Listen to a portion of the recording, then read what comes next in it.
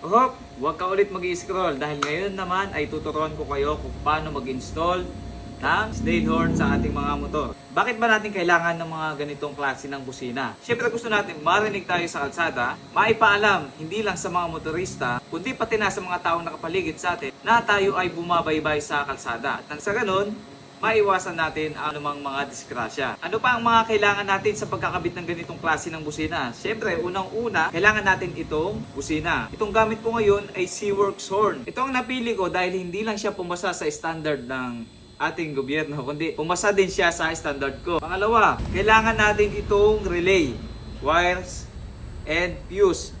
Actually, meron nang mabibili na isang set nito. Ganun pa man, isa-isahin natin siya. Babaklasin natin para mas maintindihan nyo kung paano ba siya nagpa-function at paano siya i-install kung wala kayong mabili na isang set. Bago tayo mag-umpisa, kailangan muna nating malaman yung mga corresponding numbers na nasa ating relay. Makikita nyo yan dito sa ilalim niya. Katabi nitong ating male terminal. Makikita nyo may numbers dyan na indicated 86, 85, 87, and 30. So disregard nyo muna itong 87A. Kahit 4-pin relay lang gamitin nyo.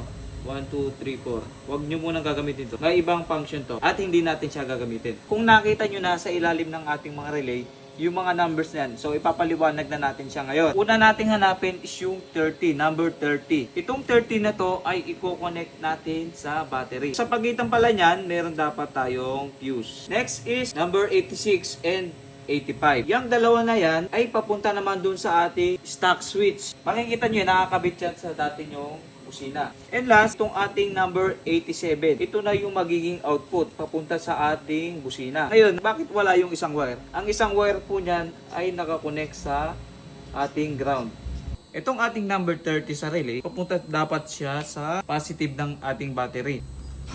Ngayon, ito namang ating number 86 at 85 ay ikakabit natin sa switch ng ating motor.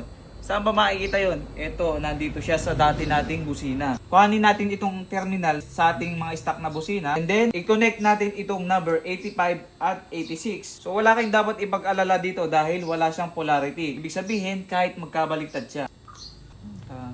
Ngayon, meron na lang tayong natitira na isang number, which is yung number 87. Ito ngayon yung dadalhin natin sa ating mga busina. For the meantime, dito muna natin siya ikakabit.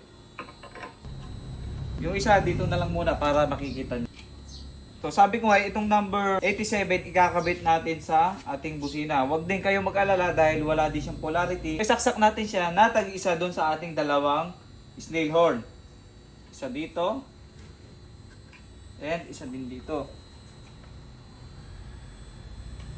Eto ngayon, i-connect natin sa body ground, papunta naman sa ating busina. Tag-isa din siya. I-connect natin. And then, for the meantime, dito lang natin siya tinap. Pero not necessarily, dyan natin siya kailangan itap. Wala kasi akong mapaglagyan na iba. So, dito na lang muna natin nilagay yung ground para makita nyo lang siya ng maayos. So, ngayon, tapos na. Subukan na natin siya kung gagana. The moment of truth. Sina? Sana nag-gets nyo yung tutorial natin ngayon. At kung nagustuhan nyo itong ating video, paki-like and share naman yan mga kuys. Maraming salamat!